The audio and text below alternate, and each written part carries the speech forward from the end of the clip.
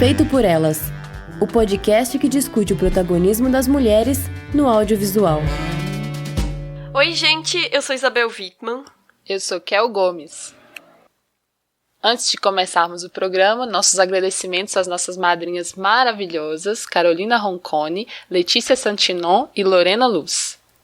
E para produzir esse podcast, nós precisamos de tempo, de equipamento, de dedicação, e por isso nós precisamos de toda a ajuda possível.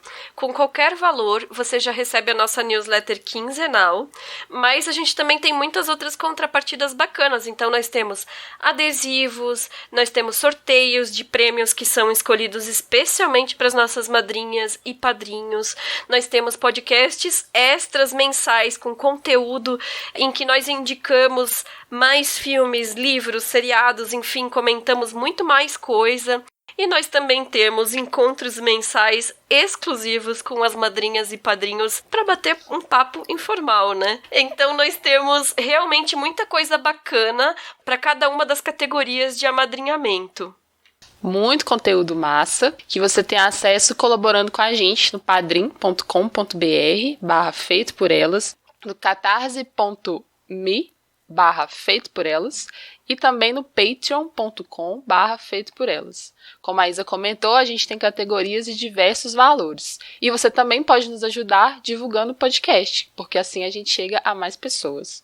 É isso. E esse é o nosso último programa do ano. Eu estou aqui com essa voz maravilhosa, espero que também seja a minha última crise alérgica do ano. E o programa de hoje vai ser sobre o filme Nunca Fui Santa, que eu não gosto desse título em português, porque tem um juízo moral colocado aí em cima da sexualidade da personagem, né? Total. Com o título original But I'm a Cheerleader, mas eu sou uma cheerleader, né?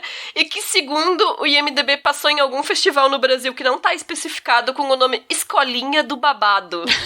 Ai, que mentira. Que isso? Ai, ai. Fazia tempo que eu queria falar sobre esse filme aqui no programa, né? Aproveitei a deixa de que ele tava completando 20 anos de lançamento pra fazer essa pressãozinha, né? Porque esse filme ele é de 99, mas na verdade ele também só foi lançado no circuito nos Estados Unidos em 2000, em agosto de 2000. 2 semanas antes de estrear no Brasil, mas eu não lembro dele ter passado no Brasil, assim, talvez em Blumenau, na época eu morava em Blumenau, não tenha passado. Ele é dirigido pela Jamie Babbitt e é uma comédia. É a história de uma menina de 17 anos, a Megan, que é interpretada pela Natasha Lyonne, que é indicada, entre aspas, digamos assim, pelos amigos e pelos pais para um acampamento de conversão LGBT. Porque todos eles acham que ela é lésbica, ela a princípio nega, porque ela diz, eu sou cristã, eu sou uma cheerleader, né? E bom, como eu falei, né, eu adoro esse filme, eu acho ele divertidíssimo e eu queria começar perguntando o que tu achasse, que é o sem pressão, né, tipo a pessoa que indica e fica olhando por cima do ombro da outra pra saber se ela tá gostando, né. Então, sobre livre e espontânea pressão, eu quero dizer que eu gostei muito do filme, gente. Não tinha visto ainda, mas quando eu acabei, eu tive aquela sensação imediata de querer mostrar a mais pessoas, sabe? Essa sensação de você gostar de algo e ver que outras pessoas também podem gostar, também podem usufruir disso e você quer logo compartilhar, espalhar. E eu não sabia que tinha a Julie Delpy. É muito pequena a participação dela, mas é um momento muito mágico. Ela tem uma aparição, assim, magnética, né? E aí também é um detalhe, assim, que chama atenção. Mas o filme como um todo me atrai muito por vários motivos. Primeiro porque é muito divertido, como você comentou já, Isa, e é esse divertido sem ser bobo, né? Segundo, por causa da escolha de uma estética camp e se apropriar de várias coisas dos filmes hollywoodianos adolescentes para fazer a sua crítica, que contesta a heteronormatividade e o patriarcado, né? Ao mesmo tempo que também está entregando uma história de amor entre personagens lésbicas, sem um final trágico, vale ressaltar isso, importante. Então, ele traz esse universo high school, o coming of age, né, essa história de amadurecimento, a comédia romântica, até aqueles filmes também de acampamento, que a gente via muito, assim, pelo menos eu via muito. E escolher a figura da líder de torcida para protagonizar, que isso é genial também. Tudo isso é muito forte na cultura dos Estados Unidos e que acabou se propagando aqui nos filmes de sessão da tarde, então por isso que eu acho que minha geração viu muito, né, essa coisa dos filmes de sessão da tarde hollywoodianos, e eu acho que é um filme que dá uma desestabilizada nas coisas por dentro dessa própria máquina, assim. Não, influenciou tanto essa coisa de filmes de colégio e filmes de acampamento que a gente tinha na sessão da tarde, por exemplo, Uma Escola Atrapalhada, né? Com Angélica e Supla. E a Julie Delpy, ela tá acreditada como lipstick lesbian. Então, eu gosto do filme por tudo isso que tu falou, assim, eu acho massa também que ele se vale justamente da menina mais padrãozinha pra contar essa história, porque a gente sempre fala como esses filmes da nossa época não retratavam as coisas, assim, né, não tinha uma diversidade, em geral, não tinha diversidade sexual, não tinha diversidade étnica, não tinha diversidade, é isso, né? É um conceito que não existia. E é claro que esse filme ele retrata porque é um filme pequeno, não é um filme que foi feito pra ter a bilheteria de 10 Coisas que Eu Odeio em Você, né, por exemplo, pra citar um outro filme que a gente já teve programa aqui e que é um filme muito mais popular, muito mais gente acessou na época mesmo. Uhum. Mas essas representações de meninas que gostam de meninas quando existiam, no final dos anos 90, início dos 2000, geralmente eram adolescentes revolts, gotiquinhas, retratos de problemas pessoais, filmes dramáticos, essa coisa toda. Eu consigo lembrar de uma meia dúzia de filmes que eu assisti na época que eram personagens nesse estilo. E tudo bem, porque eu também era gotiquinha nessa época, né? Mas parece que aqui, por trazer essa menina que é ali, como a gente falou na abertura, a menina cristã, cheerleader, etc., ele dialoga com mais gente. E, ao mesmo tempo, ele não usa só ela como modelo. Então, ele traz outros tipos de performatividades de gênero no acampamento. Lá, a gente vai ter uma menina que vai ter uma performatividade mais masculina, que vai ser mais butch, né? Os caras têm desde o que performa mais a feminilidade até o cara que é, tipo, o atleta de luta com uma masculinidade super tradicional. E aí vai ter uma menina que não performa a feminilidade tradicional e foi colocada lá como lésbica, mas que, na verdade, é hétero. Então, eu acho isso uma sacada genial, né? Porque desvincula a performatividade de gênero da orientação sexual de um jeito simples, que não limita os personagens, né? E isso numa comédia adolescente. E aí, falando do camp, né, que tu mencionou, eu amo camp, eu amo kitsch.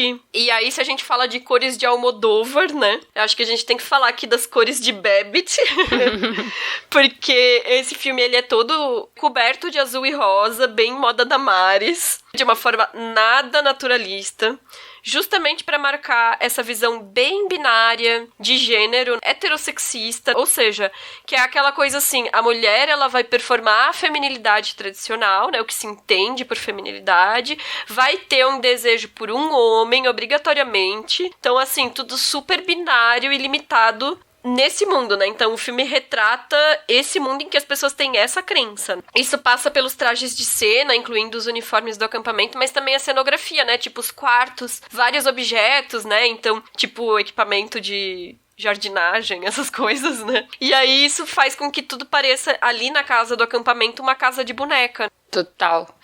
E eu lembrei que é esse desejo por homem submetido ainda, né, ao homem, assim, um desejo submetido ainda.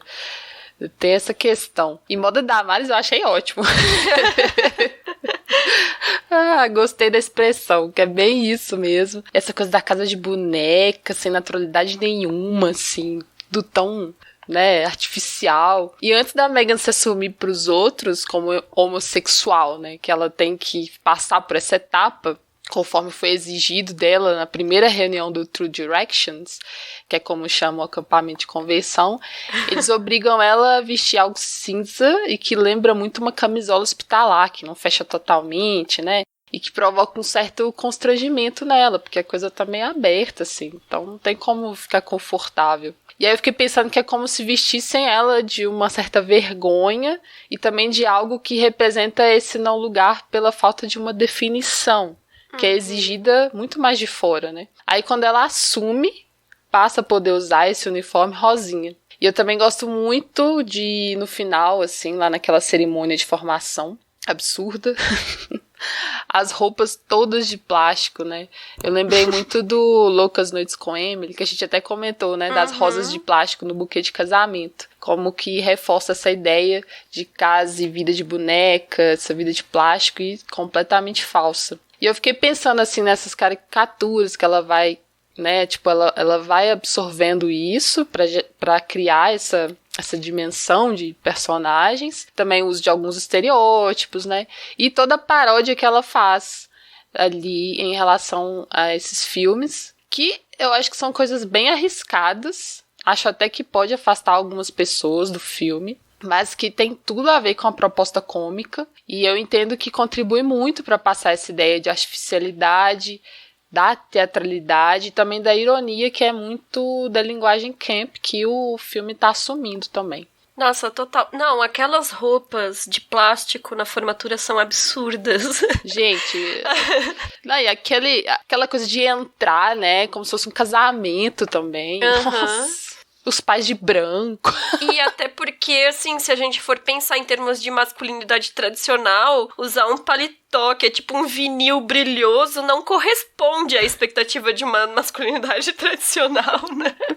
Total. Mas tudo bem, né? Mas é isso, assim, quando tu pensa nessa... Tu mencionou ali a artificialidade, né? E a teatralidade, se a gente pensar nessas performatividades de gênero muito rígidas, muito pautadas nesse binarismo, elas são totalmente artificiais mesmo, né? Então o filme ele consegue captar isso muito bem. E aí é engraçado, né? Porque desde da abertura a gente tem essa montagem que a Megan ela já se situa, que tem vários closes em corpos femininos se movimentando de forma atlética ali na torcida. E aí depois a gente conhece o namorado dela, porque ela namora mais de 1 ano com um cara. E é um estranhamento, porque... É isso, né? No acampamento até perguntam sobre a vida sexual dela com o namorado e ela diz que é cristã e a pessoa rebate, é fácil ser casta quando não é a pessoa que te atrai, né? Isso eu ri muito. Total, assim, porque, tipo, ela não faz nem questão, né? E aí ela tem essa estética super anos 50, né? Que também tem um pouco a ver com essa imagem de controle dos corpos femininos, né? Nos Estados Unidos, essa coisa de os homens voltaram da guerra, as mulheres voltaram pro lar, e aí o vestidinho rodado, a faixa no cabelo, o crucifixo no pescoço, uma coisa assim, Sandra Dee do Grease, né? É uma estética muito, muito calculada, e uma das razões que os pais dela usam pra justificar o fato de estarem achando que ela é lésbica é que ela é vegetariana. Aí eu fiquei, tá, né? Então é por isso que eu sou vegetariana desde os 17, né? Ai, os pais falando, quer nos fazer comer tofu. Foi muito engraçado. Ai, gente. E aí o filme coloca isso como uma certa iconografia gay, né? Que a Megan vai dando check em tudo, mesmo sendo essa menina de um estilo super girly, que adora ser líder de torcida também. Ela realmente gosta de se divertir ali fazendo isso. E aí, além de ser vegetariana, tem imagens de mulheres no armário, tem o pôster no quarto da Melissa Etheridge, que é uma roqueira ícone LGBT. O único elemento do quarto dela que não é girly, né? Porque a gente vê um monte de coisa assim florida, um monte de coisa bem de feminino tradicional, assim. Só esse pôster chama a atenção ali, porque é essa roqueira, né? Vestindo preto e um fundo vermelho. Então é bem suspeito. Dentro desse contexto. E também tem outras coisas suspeitas, incluindo esse namorado que ela rejeita e acha que ninguém percebe. Socorro nesses beijos com namoro, porque a gente rejeita tudo quanto ela. Né, me dá até uma coisa quando eu lembro, coitada, porque ele tá tentando beijá-la com toda a sua vontade, obviamente, mas ela, coitada, não rola. E também tem uma das primeiras cenas em família, que você já entende esse contexto opressor, muito ligado pela religião também, né, que o pai tá lá fazendo uma oração antes do jantar. Isso é a primeira cena da família reunida, e já emenda Senhor Deus, nos ajude a obedecer às suas leis, o que é natural, saudável e sagrado. Aí você já percebe tudo, assim. Não, e é interessante, né, que tu menciona isso que aparece no filme, como dizendo que é iconografia gay, né, porque, assim, o filme ele tem 20 anos, então várias coisas já talvez dataram, mas a gente precisa entender dentro do contexto histórico a importância que foi, né? Porque existe essa coisa que a gente costuma chamar de movimento GGGG, que é o movimento LGBT quando centrado só na experiência dos homens gays, né? E que muitas vezes faz com que haja uma certa dominância política, justamente, né? Do GGGG em relação às outras letrinhas. E isso faz com que seja muito naturalizado o uso da palavra gay como sinônimo de qualquer experiência LGBT, sendo lésbica, sendo bissexual, sendo trans, enfim. E as coisas não são equivalentes, né? Então isso acaba sendo um apagamento das outras palavras específicas, né?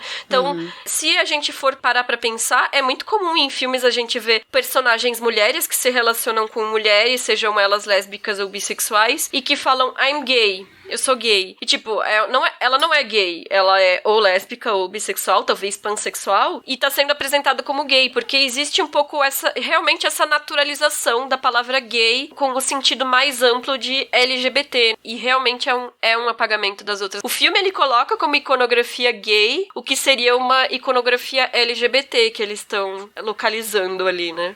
E talvez especificamente sobre essa cantora seja uma iconografia lésbica, né? Lésbica e bissexual, provavelmente. Bissexual, muito interessante a gente pensar nisso mesmo. É curioso isso justamente porque esses tempos eu fiz um tweet sobre isso, porque eu tenho visto um estranhamento por parte de algumas pessoas héteros que se tem feito um meme sobre cultura hétero, né? Cultura hétero é tal coisa, tal coisa. Não sei se tu já viu isso, assim. Não vi. E é tipo assim, é uma brincadeira, mas tem um fundo de verdade. E aí algumas pessoas héteros têm manifestado um estranhamento, porque elas não conseguem enxergar, por serem talvez o padrão normativo da sociedade, né? A existência de uma subcultura heterossexual, né, que tenha valores heterossexuais e heterossexistas e que tenta, assim, reproduzir e perpetuar esses modelos, né?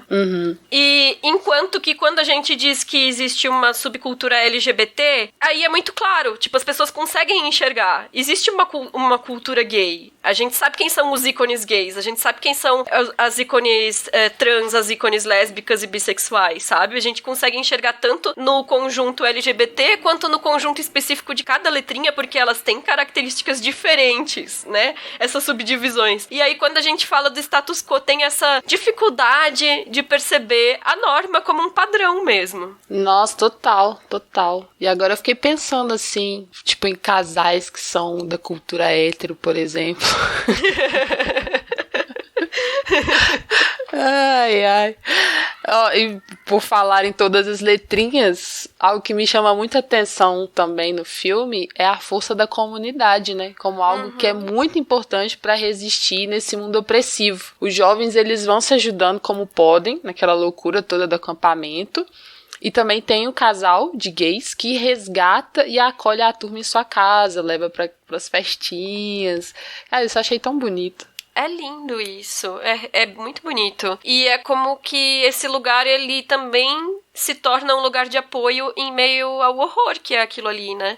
E é interessante que esse casal, por exemplo, a própria Megan pergunta pra eles como que eu vou ser uma mulher lésbica, né? Tipo, que tipo de mulher lésbica eu posso ser? E aí eles falam, né? A gente não pode te ajudar com isso. Tipo, a experiência deles é de homens gays. Eles não podem falar do ponto de vista de uma mulher lésbica. Mas é muito bonito esse apoio, né? Porque ali eles têm experiências compartilhadas, né? Sim.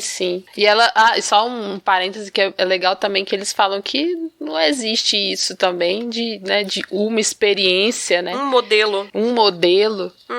E assim, ali no acampamento a gente vê as cobranças dos pais, as expectativas da sociedade, né? Várias coisas que estavam postas, né? E que criam um senso de comunidade. E aquele lugar, na verdade, ele é um lugar de horror, embora o filme seja de comédia. E aí eu vou até citar a crítica da Sally Jane Black, que tá no Letterboxd, Letterboxd. Eu gosto muito dos textos dela, eu já recomendei outros textos dela em outros programas nossos. Ela sempre parte de uma perspectiva comunista e queer. E ela diz que se a estilização desse filme tivesse partido de um diretor hétero, tentar extrair humor da terapia de conversão seria horrível, pelo nível de crueldade dessas instituições na vida real. Mas o filme mostra que esses campos são inúteis, porque eles não funcionam, na verdade. E mesmo com a comédia, não deixa de mostrar as ameaças dos pais, as chantagens, o abandono, e ao mesmo tempo o filme nunca simpatiza com os personagens homofóbicos.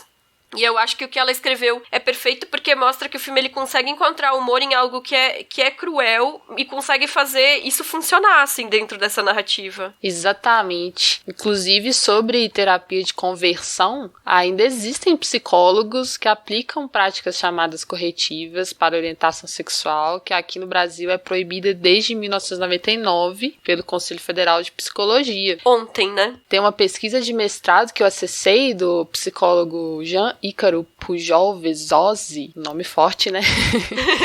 Que aponta exatamente que dentre todos os psicólogos entrevistados para a pesquisa dele, que foram 692, eles receberam um questionário, né, para dissertação e responderam anonimamente as perguntas. 29,48% dos especialistas aplicam ações corretivas quando o paciente pede e 12,43% lançam mão desses métodos mesmo quando não são solicitados. Gente, ou seja, que horror. Então é um grande problema, né? E para a Corte Interamericana de Direitos Humanos, a terapia de conversão para as pessoas LGBTQI+, é uma forma de tortura, inclusive. E aí eu fiquei pensando no quanto que é violento todas aquelas etapas de tratamento no filme. Mesmo que seja na chave do humor, como a gente comentou, porque a gente acha engraçado, a gente pensa no quanto não faz sentido, no quanto não tá dando certo. Muito pelo contrário, as coisas se tornam até meio que excitantes para eles em alguns momentos, né? Especialmente quando os meninos precisam aprender coisa de macho. E aí, o cara que tá ensinando, sabe, é super malhadão e exibido. De shortinho. De shortinho, né? Regata. Então, assim, a coisa, na verdade, tá super sexy pra eles. Ali debaixo do carro também, né? Quando eles estão tentando consertar o carro e o cara tá lá.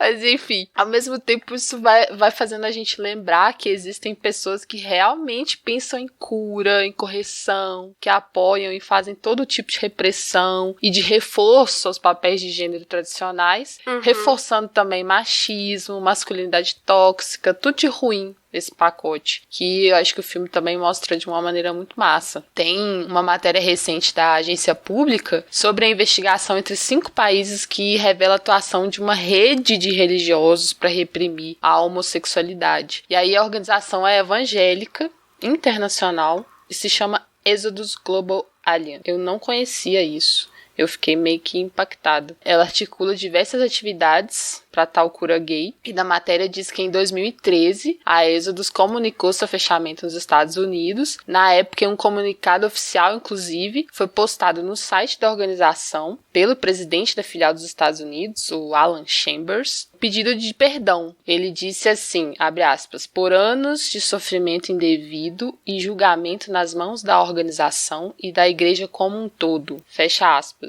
E admitiu também, abre aspas, nós machucamos pessoas, fecha aspas. Mas apesar disso, não foi encerrado ali. Então tem uma sede da Exodus no Canadá, segue operando em escritórios regionais, inclusive nos Estados Unidos, isso é o que aponta a matéria investigativa, tá? E na América Latina, incluindo o Brasil, a Exodus está ativa e em contato com figuras políticas. Então assim, sabe, você fica pensando o quanto que isso, né, tá sendo articulado na sociedade, porque além dessa organização específica, existe todo um ódio sendo alimentado nas mais diferentes esferas, e sem falar que relacionamentos homoafetivos ainda são tidos como crime em vários países. Então essa conexão do filme com a realidade é assustadora mesmo. Também tem uma cena de como o acampamento de conversão, o True Directions, ensina não só o ódio a si mesmo, como também o ódio pelo outro, porque eles obrigam os jovens a jogarem pedras na casa do casal gay, né? Que é um casal que se rebelou contra o programa depois de ter passado por ele.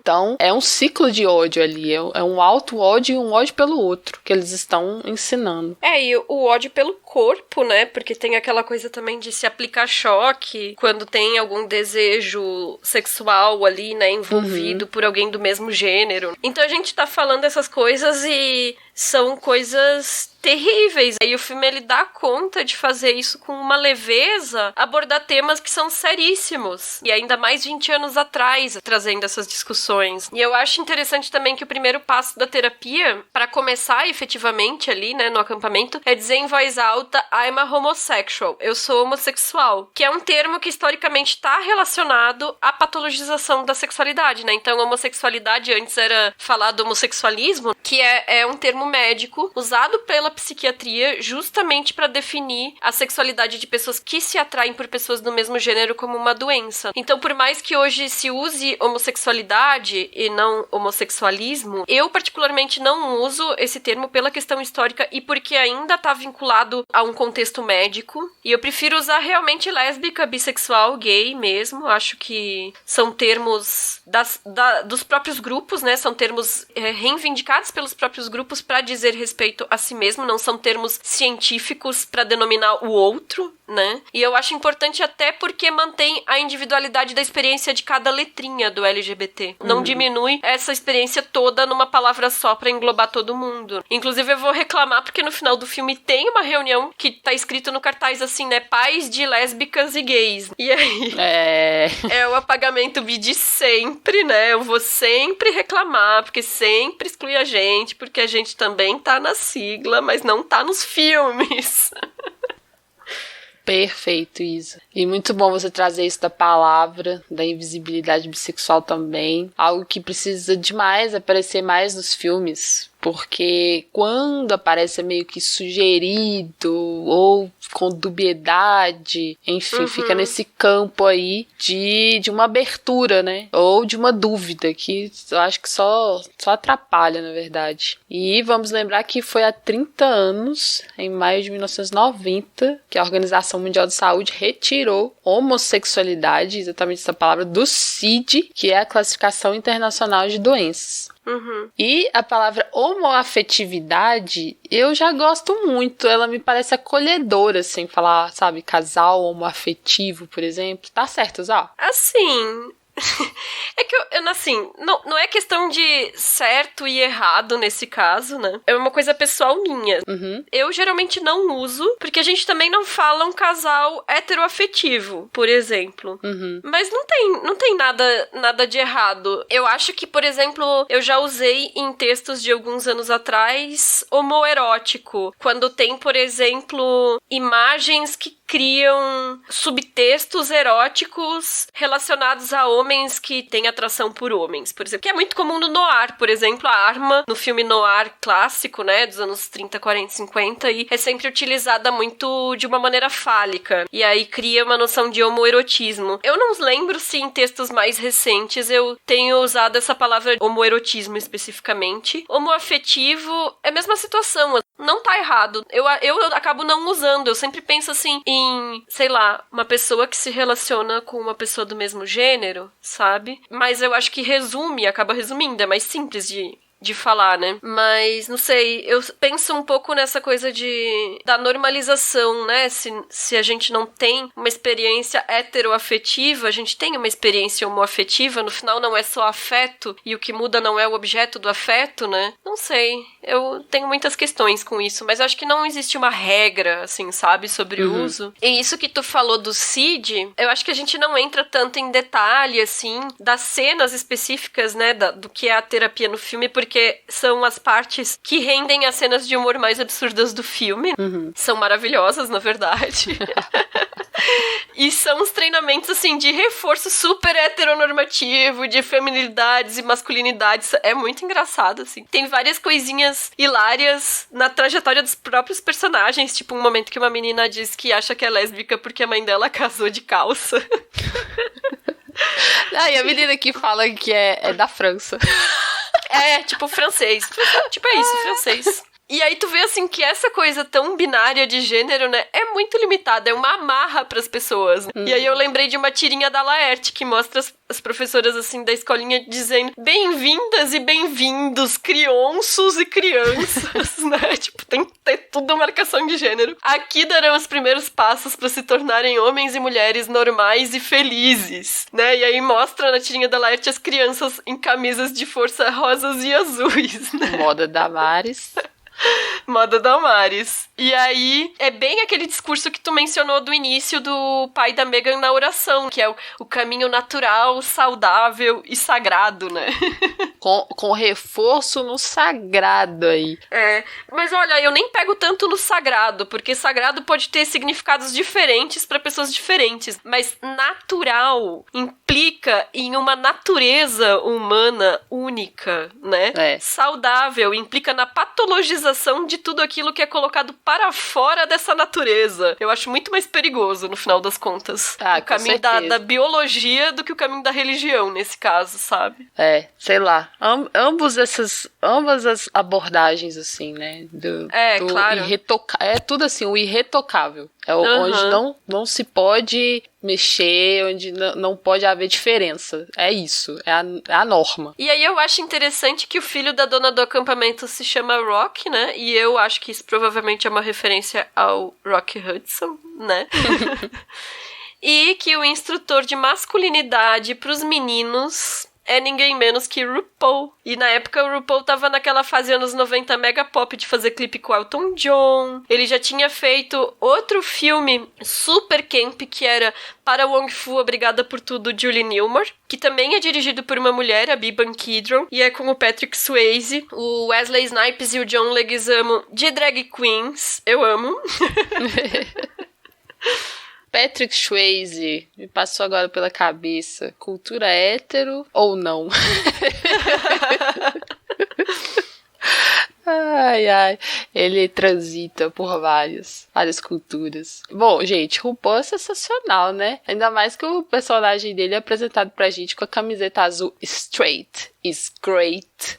Adorei isso, porque é a primeira imagem que você tem dele é nessa camiseta. E aproveitando para falar um pouco sobre o elenco, eu acho a Natasha Lyonne e a Clea Duvall maravilhosas. Elas estão ótimas. Meio que nessa vibe das opostas que se atraem, né? Numa química super interessante. E eu achei linda a cena que as duas transam, que é meio que o rosa das camisolas misturando com o tom de pele delas. E tudo ali entre sombras e algumas faixas de luz. Lindo, lindo, assim. Muito sensível. Tem um tweet de junho da Clea que ela diz sobre a importância do filme para as pessoas se reconhecerem nele e como foi importante para ela também, que eu entendi que na época ela nem tinha se assumido ainda, e várias pessoas responderam emocionadas sobre ela e sobre o filme, sabe, tem vários emojis de coração, de choro, achei tão bonito assim, e aí eu deixo lá o link pro Twitter dela para vocês conferirem essa postagem, porque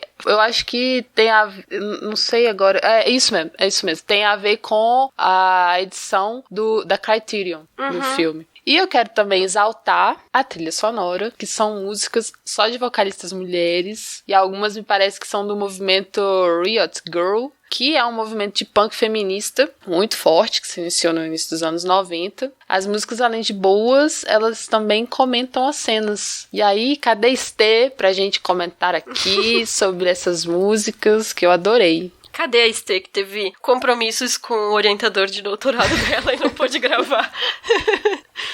Tô pensando aqui que tu falou do Straight is Great, hétero é ótimo, da camiseta do RuPaul. E aquela olhada que ele dá bem sério pra câmera e diz... Eu já fui gay no passado. Tipo... É muito bom. Ex-gay.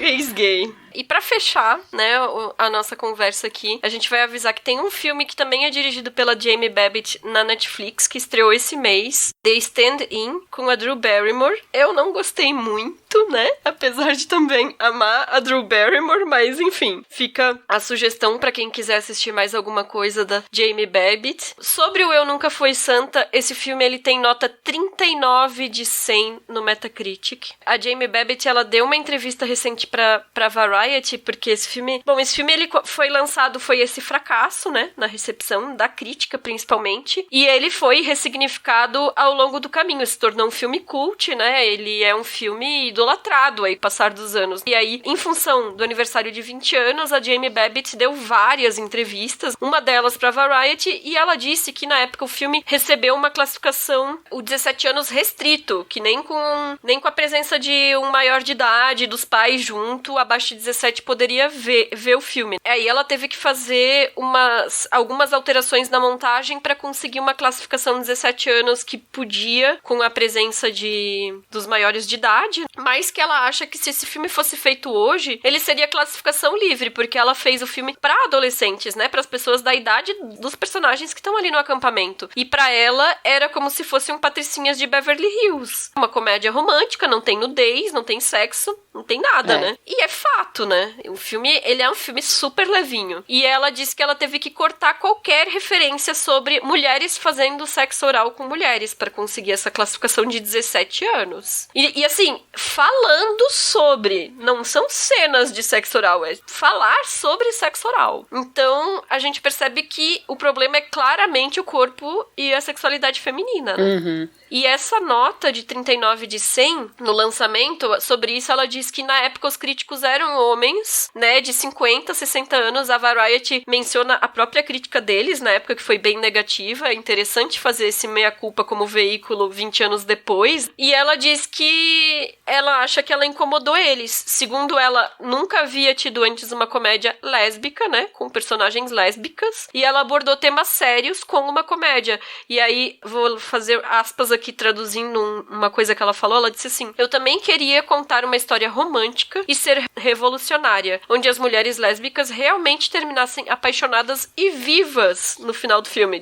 Eu tô fazendo esse destaque do vivas porque, né, pelo amor de Deus, né? O que realmente não havia sido contado na época. Todo mundo sempre, morria ou era morto. Fiquei surpresa que as pessoas mais velhas odiassem tanto o filme. Complicado, né? Completamente. E aí a gente vê também como é importante esses recortes na crítica, né? Recortes de gênero, de idade, de sexualidade, étnico-raciais, enfim, eles são importantes porque vão afetar a recepção de um filme como esse e como tantos outros. Então, a gente aqui no Feito por Elas vai fazer essa reparação histórica, né? Pra exaltar essa comédia que é sensacional. A Jamie Babbitt, depois desse filme, ficou quase só na TV, que, né? Eu imagino que a recepção negativa tenha impactado a carreira dela posterior no cinema também. Na época, a TV não era a alternativa de sucesso, como talvez hoje já seja muito mais assimilado. Então, ela dirigiu episódios de Malcolm, de Gilmore Girls, de The L Word, de Girls, agora mais recentemente de Maravilhosa Senhora Maisel. E, recentemente também, ela se juntou com a Natasha Lyonne de novo e dirigiu Boneca Russa. E a gente tem um programa sobre esse seriado. E a Clea Duvall, que interpreta a Graham, né, que é por quem a Megan se apaixona no filme, fecha esse círculo dirigindo esse ano a comédia romântica de Natal com a Kristen Stewart e a Mackenzie Davis, que é a Happiest Season, que já tá disponível aí no streaming no Brasil também. Casal lindo demais.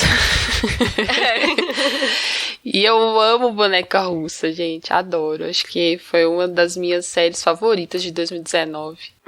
E esse filme de Natal com a Kristen e com a Mackenzie, eu acho muito amorzinho, muito amorzinho. Sim. E é isso, gente, viva o amor em todas as suas formas. Por favor. Viva! E eu peço desculpas porque eu dei uma empolgada nesse podcast um pouco. Mas primeiro porque é um filme que eu gosto muito. E segundo porque talvez eu tenha sido um pouco acadêmica na abordagem dessa vez. E crítica de cinema de menos e acadêmica demais. Mas é porque, pra quem talvez não me acompanha para além do Feito por Elas, eu realmente trabalho, né, na minha pesquisa em antropologia com gênero, sexualidade e diversidade, então essa é a minha área de pesquisa e acaba afetando demais a forma com que eu me relaciono com filmes que abordam tão diretamente essa temática e que é raro, né, então assim, alguma coisa de gênero, sexualidade e diversidade, a gente acaba trazendo para muitas críticas, até porque nós temos um recorte de gênero específico aqui no Feito por Elas, né, a nossa abordagem é marcada por esse viés, né, mas aqui acaba que que eu não consigo escapar de trazer algumas discussões que são, talvez, para além do filme, mas que tem muito a ver com a minha vivência de trabalho também, para além do Feito por Elas. Então, me justifico um pouco desse jeito também. Eu acho, sabe, super necessário, Isa. Super necessário. Exatamente pra gente entender também aonde está essa discussão, também na academia e tudo mais, né? Pra gente ficar atenta. Até essa questão das palavras, né? De como que são essas representações. Isso é importante demais. Eu só tenho a agradecer por você compartilhar isso com a gente e compartilhar isso com todo mundo que nos ouve, porque é muito necessário. E esse filme, gente, eu assisti a primeira vez agora, mas já sou fã. Então vamos espalhar, como eu falei no início do podcast, vamos espalhar, porque levem a palavra. Levar a palavra do amor, levar a palavra da diversão e trazendo todas essas questões importantes que precisam ser cada vez mais discutidas, sim. E com humor. E com humor, sim, leveza. Chegamos ao final do nosso programa e lembro a todos e todas e todes, lembro ao mundo inteiro que estamos nas redes sociais, no Twitter, no Instagram, Facebook e também no Letterboxd, Feito por Elas. Muito importante também você nos avaliar no iTunes ou no aplicativo de podcast da sua preferência. E também estamos com os podcasts no site, também no feed e no YouTube, ou seja, dá para ouvir a gente em diversos lugares. Links e referências, como sempre, vão estar listados lá no post e fica aqui o convite para você também participar do nosso grupo no Telegram. E se você tiver comentário sobre esse programa, manda para o nosso e-mail contato@feitoporelas.com.br ou no nosso site feitoporelas.com.br. E o nosso próximo episódio vai ser sobre o filme Educação, de 2009, que é dirigido pela Loni Scherfig. Mas agora a gente só volta no final de janeiro, porque nós vamos ter o nosso primeiro recesso desses anos de podcast. Então vamos ter uma folguinha aí nas próximas semanas. Coisa inédita! E obrigada pela audiência, gente. Até o próximo programa. Boas festas, bom descanso para quem tiver também uma folguinha aí no final do ano. E aproveitem. Beijo, gente, e até a próxima. Pesquisa, pauta e roteiro, Isabel Wittmann e Kel Gomes. Produção e edição, Isabel Wittmann. Arte da capa, Amanda Menezes. Vinheta de abertura composta por Felipe Aires. Locução da vinheta, Débora Garcia.